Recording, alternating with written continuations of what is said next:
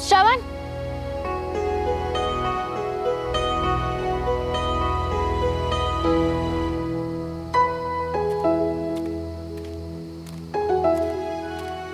बोलो, कुछ काम था क्या?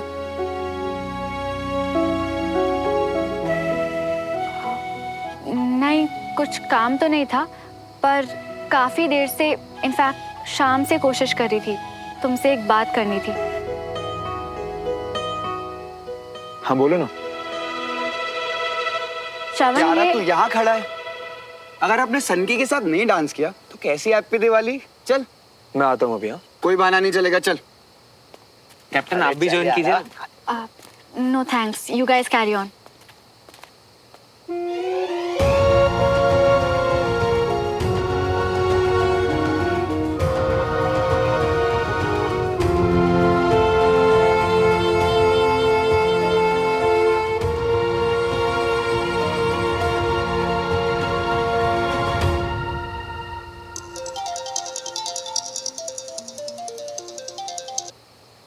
हाँ विक्रम।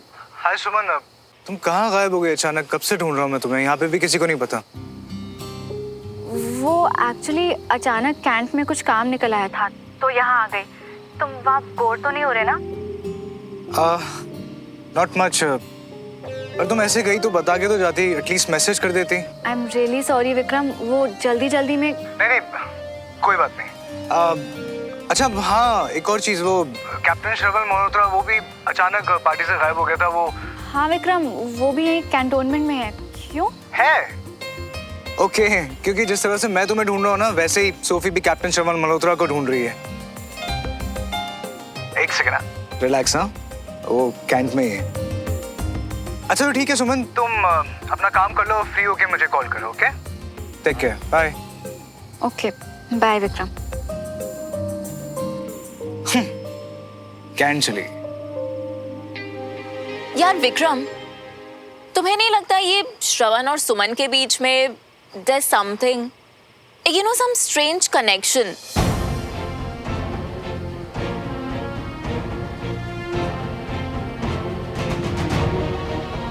ऑफ कोर्स कनेक्शन तो है ही ना, दोनों आर्मी ऑफिसर्स हैं, तो उनके काम करने का तरीका, सोचने का नजरिया, डिसिप्लिन, और हाँ इवन यूनिफॉर्म तक कॉमन है।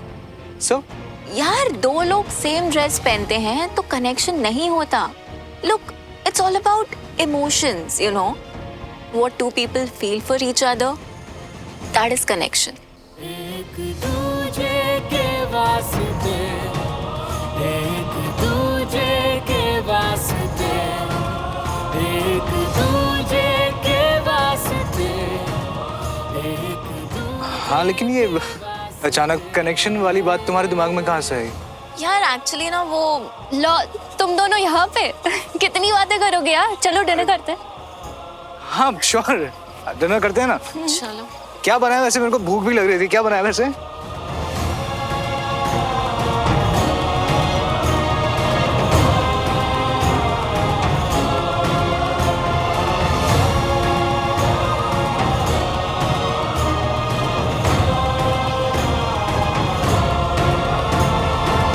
अपनी फौजी परिवार के साथ दिवाली मनाने का मजा ही कुछ और है सर। इनके बिना दिवाली ही नहीं लगती। आप सबके साथ दिवाली मनाना मुझे बहुत अच्छा लगता है, लेकिन सर जो परिवार घर बैठा इंतजार करता है हमारा, तो उसके साथ खुशियां बांटना वो बात ही अलग है। पर हर साल घर जाना एक फौजी के लिए बड़ा ही मुश्किल होता है। अब मुझे ही देखिए ना, पता नहीं कितने साल हो गए फैमिली के साथ सेलिब्रेट किए हुए। तो फिर आपके घर वाले? पहले बेटी बहुत नाराज होती थी, फिर बड़ी हुई, फिर समझी कि पापा क्यों नहीं आते, क्या काम करते हैं। तब एक दिन खुद ही सैल्यूट करके बोली कि I am proud of you पापा।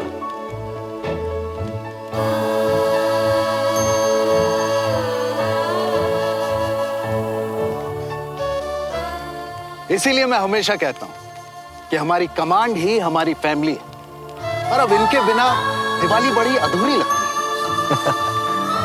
सर मेरा बेटा जब मैं दिवाली पर घर पर नहीं होता तो इतना लंबा पत्र भेजता है वो, और साथ में थोड़े पटाखे, और अंत में लिखा होता है लव यू पापा, कब आओगे।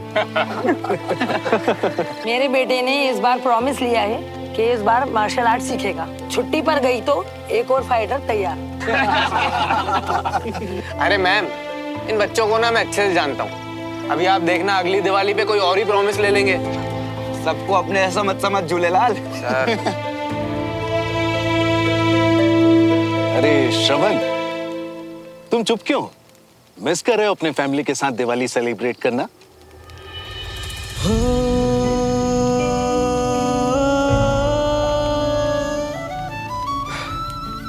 सर हमारी भी एक प्यारी सी जॉइंट फैमिली थी और यहीं भोपाल में रहते थे। सब एक साथ सारे त्योहार, सारी खुशियां, सब कुछ एक साथ मनाते थे सर। फिर पता नहीं अचानक एक दिन किसकी नजर लग गई, सब कुछ बदल सा गया। ना वो खुशियां रही और ना ही वो परिवार, सब टूट गया सर उस दिन। ऐसा लगा जैसे सब कुछ एक साथ बिखर गया। और आज इतने सालों के बाद इन दोनों की वजह से मैंने आप सबके साथ इतनी अच्छे से दिवाली मनाई है। और आज इस दिवाली पे ऐसा लग रहा है सर जैसे कि जो बरसों पहले मैंने इतना कुछ खोया था ना, उतना ही कुछ खास आज पा भी लिया मैंने।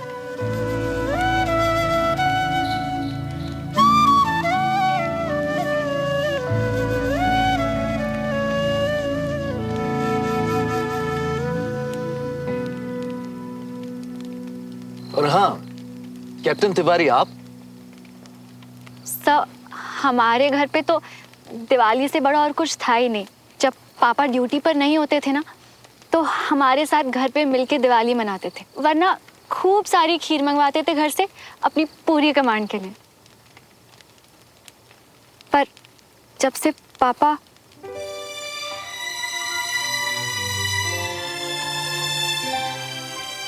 उसके बाद से हमारे घर में किसी ने कभी दिवाली नहीं मनाई। पर इस बार बहुत सालों के बाद पहली बार हम सब घर में साथ में थे। फिर मुझे मौका मिला आप सबके लिए यहाँ पर खीर लाने का। वैसे ही जैसे पापा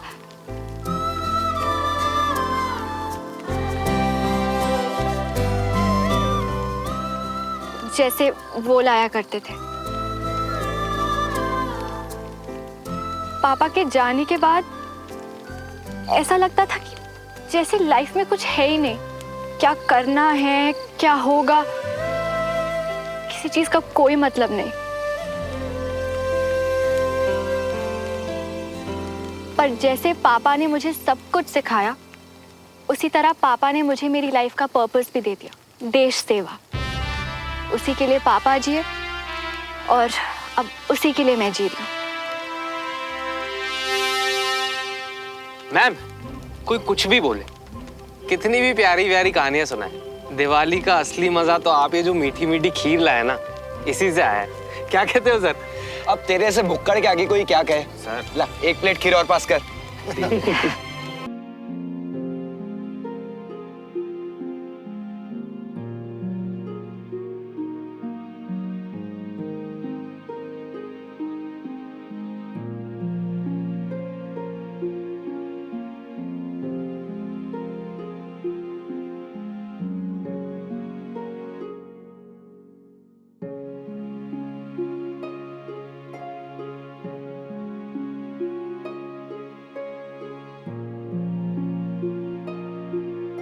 तुम्हें देखकर मुझे हमेशा लगता था कि कितनी बहादुर लड़की है ये, पर आज तो कुछ ज्यादा इमोशनल हो गई थी तुम।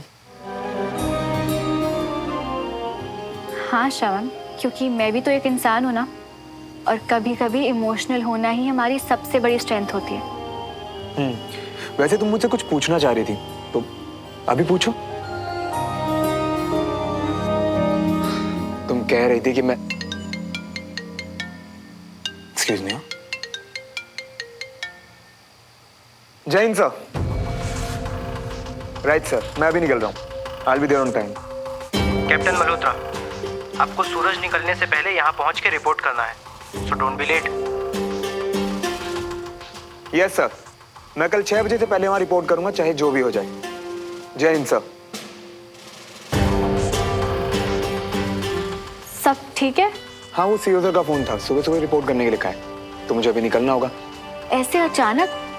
ऐसे कॉल्स तो अक्सर तब आते हैं ना जब मुझे जाना है तो। I am sorry captain Malhotra, पर फिलहाल आप एक इंजर्ड सोल्जर हैं, और जब तक आपकी मेडिकल रिपोर्ट्स पूरी तरह से क्लियर नहीं हो जाती, एज योर डॉक्टर मैं आपको कहीं पर भी जाने की परमिशन नहीं दे सकती हूँ, सो प्लीज। कैप्टन तिवारी, एक इंजर्ड सोल्जर के प्रोटोकॉल में बहुत अच्छे से जानता हूँ, लेकिन इंडियन आर्मी में सबसे बड़ा और इम्पोर्टेंट प्रोटोकॉल है अपने कमांडिंग ऑफिसर की कमांड फॉलो करना। आई एम श्योर ये प्रोटोकॉल तो आप भी जानती होंगी, तो प्लीज। हाँ,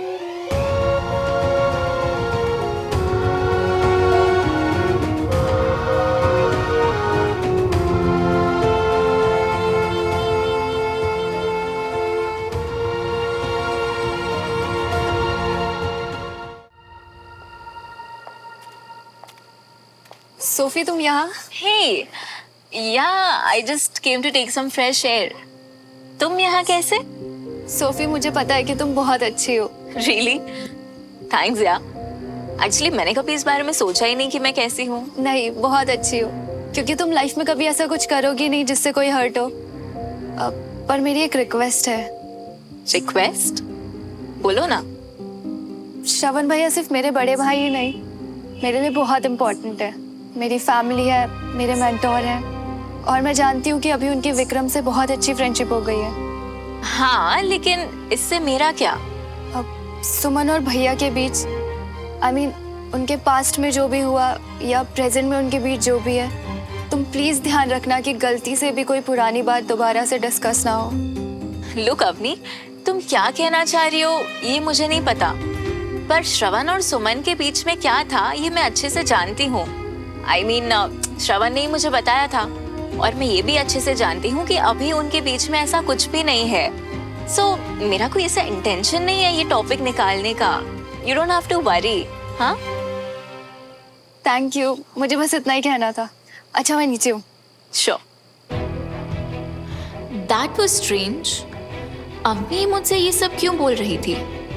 इसकी बातों से तो ऐसा लग रहा है जैसे श्रवण और सुमन के बीच में कुछ तो ऐसा है जो मुझे नहीं पता। सर, कैप्टन मल्होत्रा की इंजरी और उसकी रिकवरी का पूरा मेडिकल प्रोटोकॉल मुझे दिया गया था। We have worked very hard sir, और अब जब हम पूरी तरह हील होने के इतने करीब हैं, तो हल्की सी भी चोट या खरोच हमारी मेहनत पर पूरी तरह से पानी फेर सकती है। सो एज हिज डॉक्टर, मुझे नहीं लगता कि जब तक कैप्टन मल्होत्रा पूरी तरह से मेडिकली फिट हो जाते हैं, इन्हें कहीं भी जाना चाहिए। सर मैं जानता हूँ कैप्टन तिवारी ने मेरी चोट हील करने के लिए काफी मेहनत की है, पर उतनी ही कोशिश मैंने भी अपनी तरफ से की है, और ये बात कैप्टन तिवारी भी बहुत अच्छे से जानती है। पर इस वक्त excuse me officers. Jain sir, क्यों कर रही हो ऐसा? मैं सिर्फ अपनी ड्यूटी कर रही हूँ, और जब तक तुम पूरी तरह से ठीक नहीं हो जाते, तुम किसी भी चीज के लिए तैयार नहीं हो। और अगर तुम्हें कुछ भी हो गया ना श्रवण, तो मैं खुद को कभी माफ नहीं कर पाऊंगी।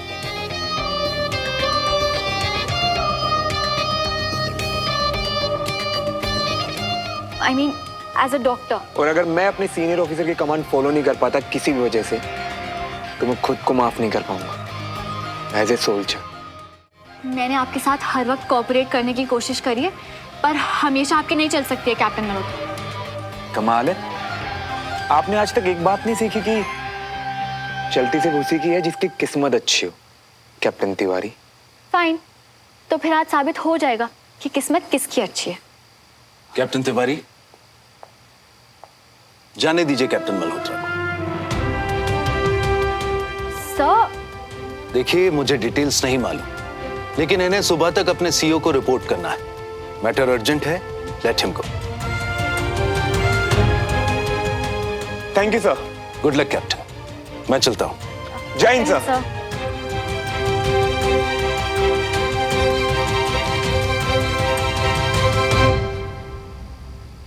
आज तो मेरी किस्मत अच्छी थी, पर कोई बात नहीं, किस्मत है, कभी भी पलट सकती है ना।